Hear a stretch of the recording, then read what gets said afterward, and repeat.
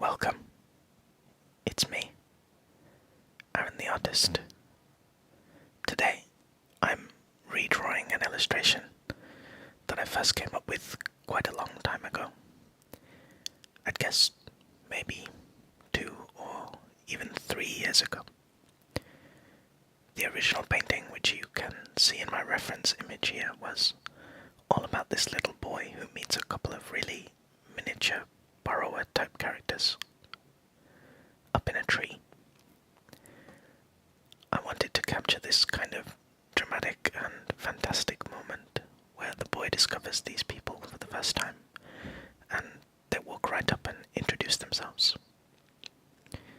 If I remember right, and it's been a while, I wanted to try something like this after watching Studio Ghibli's Arietti, which has that same theme to it. I was really hoping to make a bunch of improvements to the piece over the first time, especially with things like the anatomy and composition, the storytelling of the image, because I feel like I really used to struggle with that sort of thing. Especially the composition, because honestly, I never really gave composition that much thought the first time around. I just started drawing and plunked the boy right in the middle of the image, and then sort of built something around him afterwards. This time, I much more consciously planned out what I wanted to do with a very scribbly version of the image. I think I'd show you that a little bit later on. One of the things I thought more about this time was how to place the character on the page to tell the story. I wanted this character to be high up in the trees, and so it was important that I place the character close to the upper edge of the canvas, sort of signalling subtly that the character is high up by placing them in a higher part of the canvas. To be honest, I don't really know if that works, or maybe it's just me overthinking it, but I saw a few photos of people climbing trees, and some of the more fitting compositions, they had characters towards the top of the image, so I thought I'd give it a try. It was an interesting challenge to try to get back into this very Ghibli-inspired storytelling type of illustration. I used to do this kind of thing all the time a few years back, but I decided to take a little break from it and learn some of the skills. I started to draw portraits. I did this 100 realistic portraits challenge with just a pencil and a sketchbook. And then, after that, I fell in love with semi-realistic art because of an artist called Guiz and another artist called Woolop. They both do these ultra-cinematic, semi-realistic paintings. They reminded me a lot of the modern Final Fantasy series. I became quite obsessed with that style of painting, and I pushed pretty hard in that direction for a long time. I either did Guiz type semi-realistic paintings, or I tried out different ways of experimenting with portrait painting. In the end, I kind of forgot all about my old Ghibli art style that I used to love so much. It's interesting to come back to it now, having learnt a whole bunch of new skills that I can apply here. One of the great things about art is that, in a certain way, everything is connected to everything else. It's easy to think that different art styles don't have much to do with each other, so that if you want to get good at, anime, you just practice anime a lot. Or if you want to get good at pixel art, you just do a lot of pixel art. But I find that when I'm starting to struggle to improve my work, just carrying on drawing in that same style and using those same methods doesn't get me very far. It starts to feel a bit like banging my head against a wall. But if I leave what I was doing completely, then I can pick up a totally different kind of art. I find that I can pick up a whole new skill set that way that I didn't even think about before. And then when I come back to the original, I can apply all kinds of new things to my original style and make it better. With this piece, for example, all of the experiments with portrait painting are really going to come in handy a bit later on, when figuring out the best way to stylize her face. But even on top of that, the portrait paintings taught me a lot about how to paint a little more loosely and freely to create nice textures, or not just textures, but how do I describe it? Like impressions of things. And those are both great techniques to use for painting luscious Ghibli-styled backgrounds. So, you just never know what you'll learn if you try different art forms, or how that might help you on a different project later on. I think, for another example, I've been meaning to commit to learning how to create pixel art. I've given it a few tries, and I've created a fair few sprites, but I've never had a real focused study of it. The reason I'm curious about pixel art is, well, I mean, partly it's because I'm a 90s kid, and I grew up with all the old pixel art games like Super Mario Brothers, the original Pokemon games, early Final Fantasy games, that kind of stuff. And so, for me, pixel art kind of feels like home. It's just cozy and nostalgic.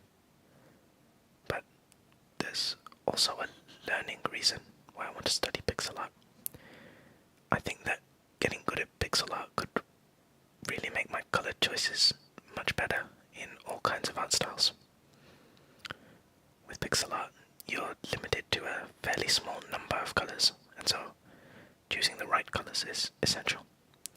It isn't like painting a portrait in 4K resolution, where you can paint with hundreds of subtle shifts in color and value to get a realistic result. With pixel art, you just play with a handful of distinct colors with no blending, so it's important that the colors you do choose work well together.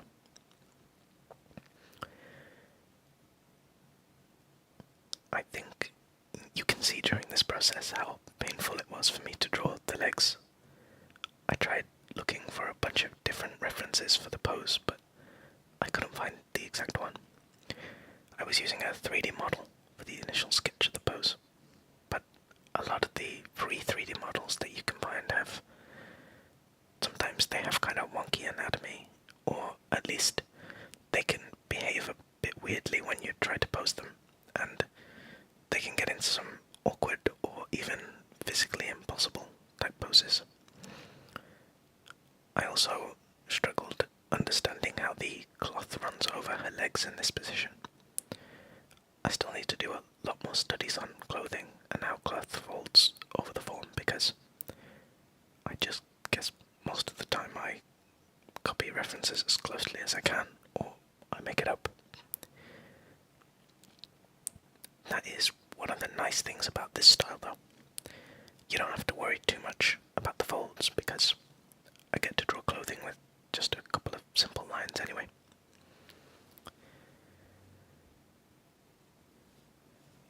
You'll be able to see now another of the changes that I made to the composition compared to my original illustration. In the old version, I had the character meeting with two different mini people, but in the new image, I decided to go with just a single character, with a top hat and a trench coat. I think there's something a bit more attention-grabbing to a one-to-one moment. Maybe there's a bit more mystery behind there being just one. If there are two minis, you get the feeling that there's a sort of community or family of them, especially in my original, where I had a husband and wife pair.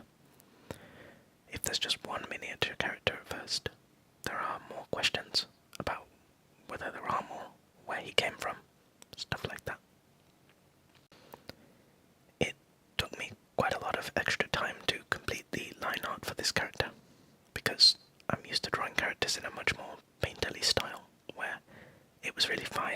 messy lines, since most of them would get painted away anyway in the final image. In this case though, we're keeping all of the line art, so I need it to be as tight as I can. There are basically two ways that I know how to do line art. There's a detailed line weight approach and a simple approach. The line weight approach involves having much thicker lines around the border of the character to make us stand out, as well as bolder lines in certain key areas of the design. Perhaps even using a little bit of hatching to imply line where there aren't any. But for this, we're using the simple style, where everything is more or less the same line weight, and there's little variation at all. In a way, this is kind of the more boring way to do it.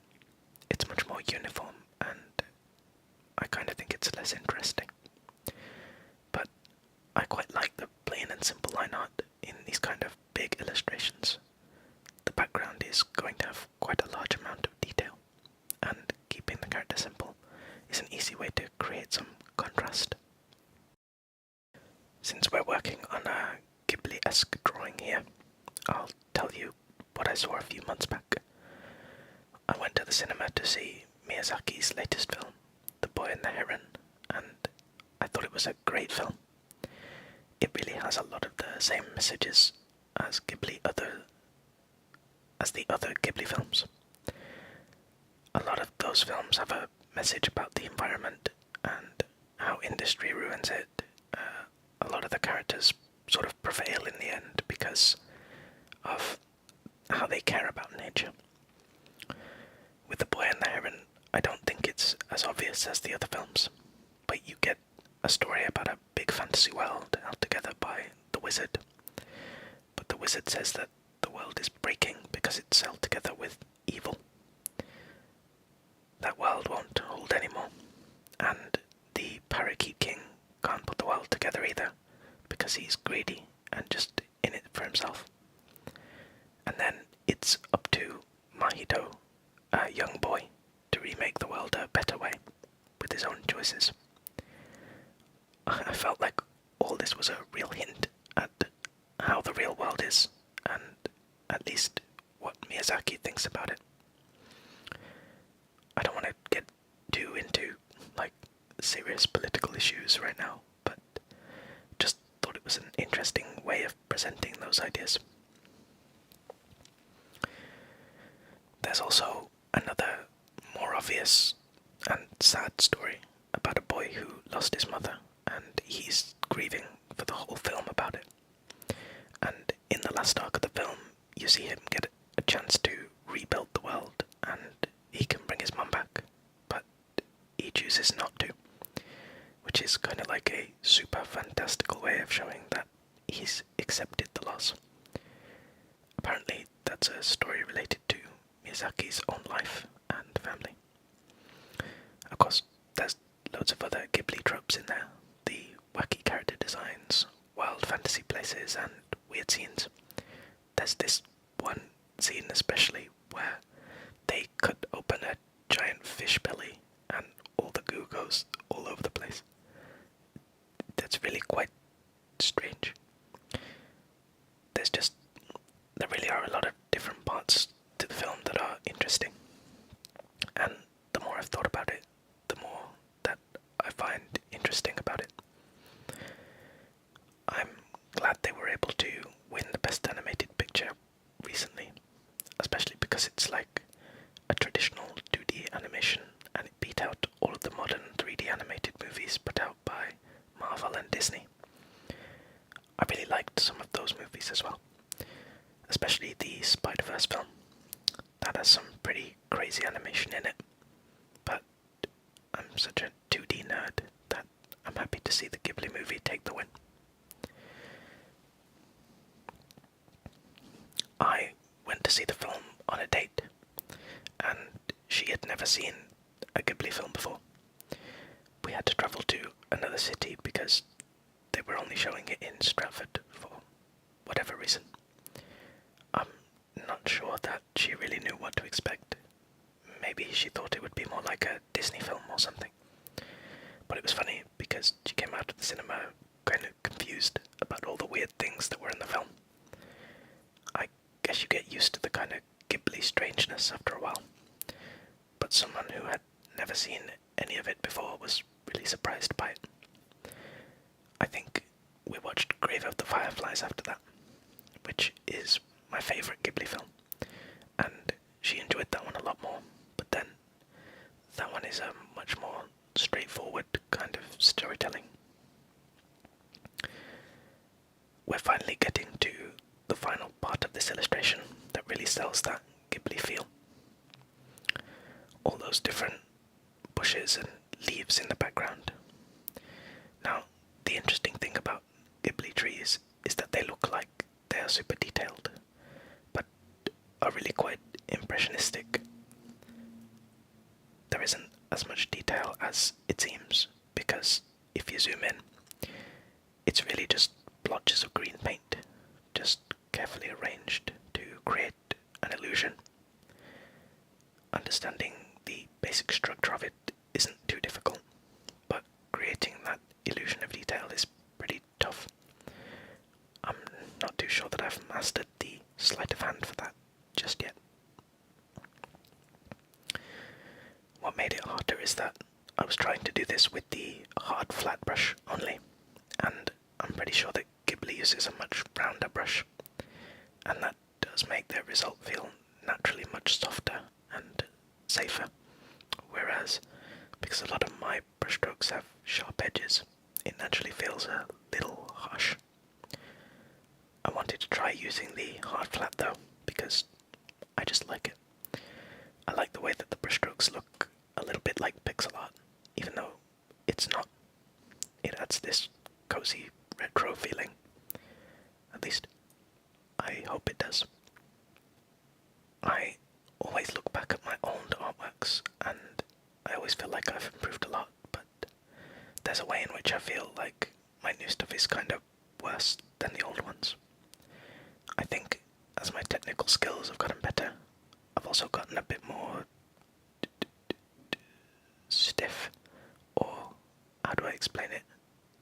More inside the box with my ideas. A lot of my old works have some really fun concepts and storytelling, and a lot of my newer works tend to be more simple and straightforward. It's kind of like, as I improved, I started to stay more within what I know I can do well, and I don't try to play outside of the box as much. You get a comfort zone, and you kind of want to stay in it. Alright, well, that just about brings us to the end of this one. As you can see, there's quite a big difference between the old image and the new one. I'm honestly really happy with the updates I was able to make. Let me know what you think. If you like the old version more, that'd be kind of interesting. I hope you enjoyed this video, and until next time, good night, folks.